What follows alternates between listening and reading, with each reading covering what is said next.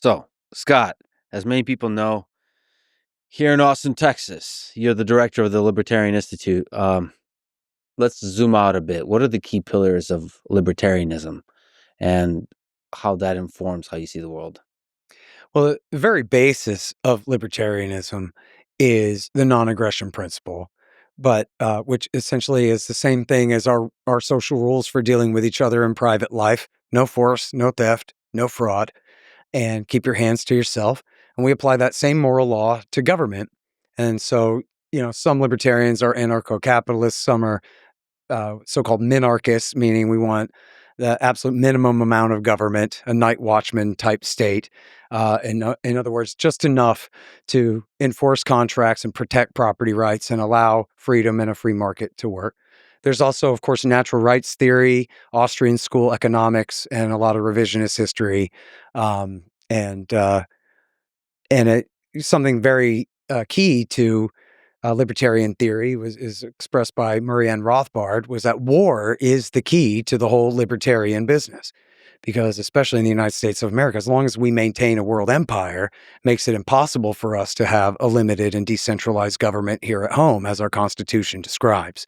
And so I was going to crack a joke, but neither of you have called me an isolationist yet. But I was going to joke that, yes, as Thomas Jefferson wrote in the Declaration of Isolation, the same guy, the principal author of the Declaration of Isolation, he said in his first inaugural address, "We seek peace, commerce, and honest friendship with all nations and entangling alliances with none." And that's the true libertarian philosophy. Think Dr. Ron Paul, the great congressman for many years up there. He was opposed to all sanctions, all economic war on the rest of the world, and the entire state of the United States as world empire.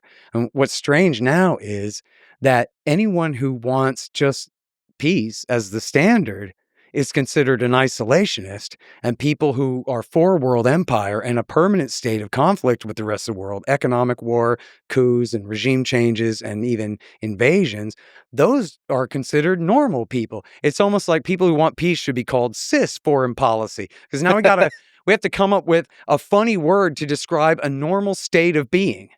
When no one calls Mexico an isolationist state just because they mind their own business. And is there any faction anywhere in America that calls themselves isolationist?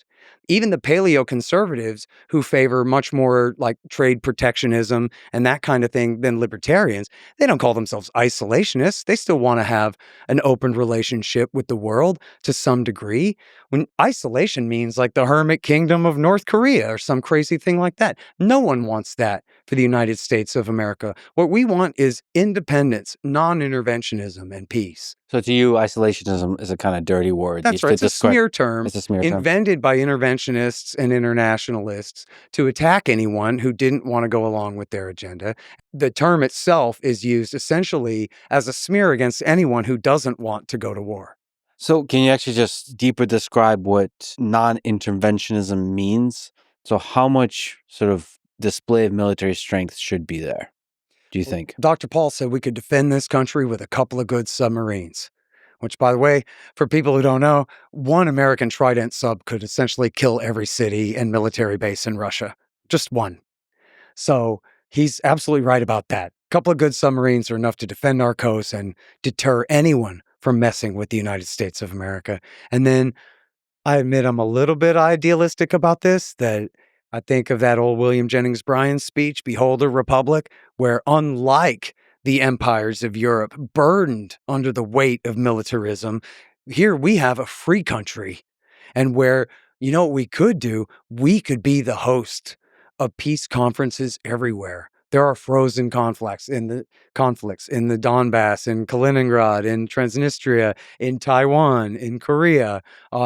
Virtually all the borders of Africa and Eurasia were drawn by European powers to either divide and conquer their enemies or artificially group their enemies together in order to keep them internally divided and conquered in those ways. So there are a great many borders in the world that are in contention and that people might even want to fight about. And I think that America could play a wonderful role in helping to negotiate and resolve those types of conflicts without resorting to force or even making any promises on the part of the U.S. government, like we'll pay Egypt to pretend to be nice to Israel or anything like that, but just find ways to host conferences and find resolutions to these problems. And I think quite sincerely that Donald Trump right now could get on a plane to Tehran.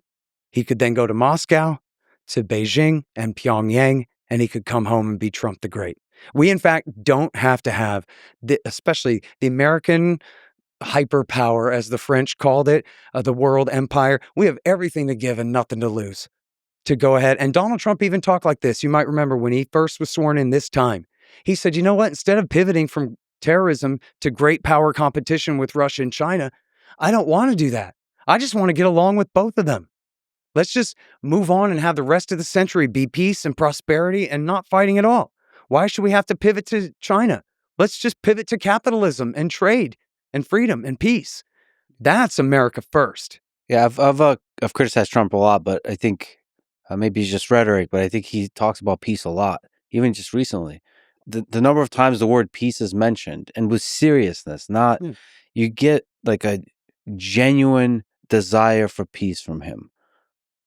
And that's just beautiful to see for the leader of this country. And look, man, there used to be a time when a third of the planet was dominated by the communists, right? So like, I'm not going to sit here and argue the first Cold War with you. My book's about the second one, and I'm not as good on the first. Mm-hmm.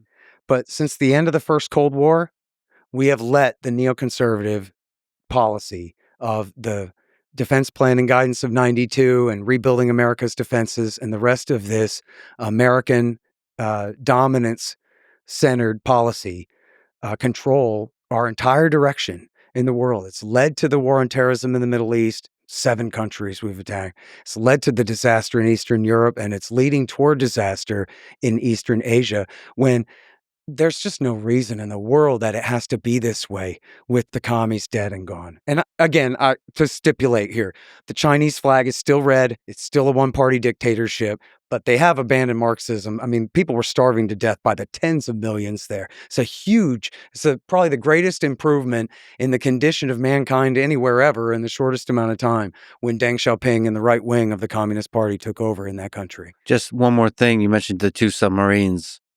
What's the role of nuclear weapons?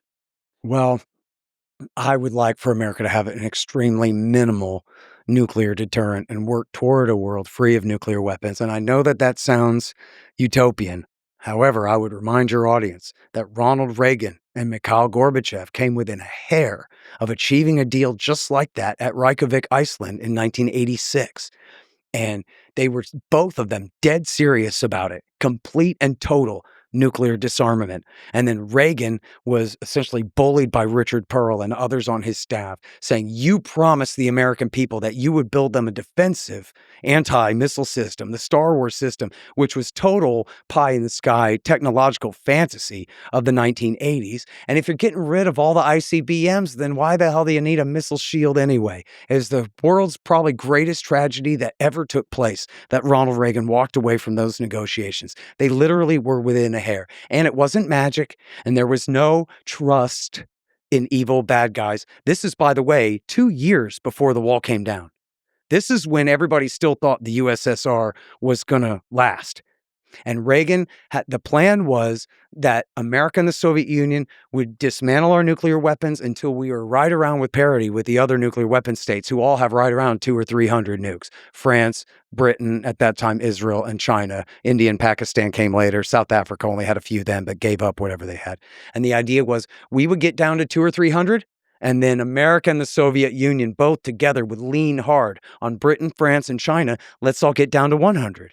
Let's all see if we can get down to 50, et cetera, like that in stages. Again, Ronald Reagan we're talking about here. Trust but verify means do not trust at all. It means be polite while you verify. And in fact, America did help dismantle upwards of 60-something thousand Soviet nuclear missiles after the end of the Cold War. And so it is possible to live in a world where at the very least we have a situation where the major powers have a few nukes and potentially can even come to an arrangement to get rid of the rest. We should also just say one more thing, not to be ageist, but most of the major leaders with nukes and those with power in the world are in their 70s and 80s.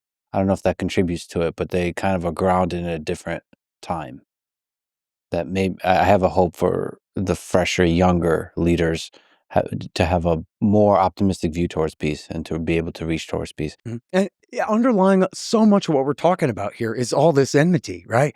But if America could just work, remember when China cut that pseudo sort of peace deal between Saudi and Iran a couple years ago, or last year, was it?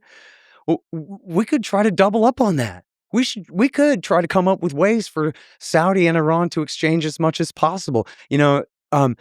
I know you don't like all the going back too far in history, but it's important. It's in my book that in 1993, Zbigniew Brzezinski, who the revolution had happened on his watch, Operation Eagle Claw, the disaster of the rescue mission in 79 after the hostage crisis and everything, all that egg was on ZB's face. But in 93, he said we should normalize relations. We should build an oil pipeline across Iran so they can make money, we can make money, and we can start to normalize. And Ronald Reagan's Secretary of State, Alexander Haig, who had been Kissinger's right-hand man, agreed. They both were trying to push that, but the Clinton administration went ahead with Martin Indyk, who had been Yitzhak Shamir's man, and inaugurated the dual containment policy instead, because the Israelis were concerned that America had just beaten up on Iraq so bad in Iraq War I that now Iraq wasn't powerful enough to balance against Iran. So America had to stay in Saudi to balance against them both. And that was the origin of the dual containment policy. It was Martin Indyk, who had been Yitzhak Shamir's man, who pushed it on Clinton. And this was not the Israelis. It was the Kuwaitis who lied that there was a truck bomb attempt assassination against H.W. Bush, which was a total hoax. It was debunked by Seymour Hersh by the end of the year. It was just a whiskey smuggling ring. And it was the same guy whose daughter had claimed to have seen the Iraqi soldiers throw the babies out of the incubators. He was the guy who 2 years later made up this hoax about Saddam Hussein trying to murder Bush Sr. But when he did, that was when Bill Clinton finally gave in and adopted the dual containment policy, because he had been interested in potentially reaching out to Saddam and the Ayatollah both at that time. But instead of having normalization with both, we had to have permanent Cold War through the end of the century with both. And my argument is simply it just didn't have to be that way. It's the same thing with Russia. Look at how determined the Democrats especially are to have this conflict with Russia. Where to Donald Trump, nah, not at all. We could get along with them. And so it's perfectly within reason. If Zbigniew Brzezinski says we can talk with Iran and get along with Iran, and Donald Trump says we can get along with Russia, then the same thing for North Korea, the same thing for China. And then who do we have left to fight? Hezbollah? Hezbollah's nothing without Iran. We'll just have Scott and I fighting. That'll be the last remaining That's two. the fun kind of fight.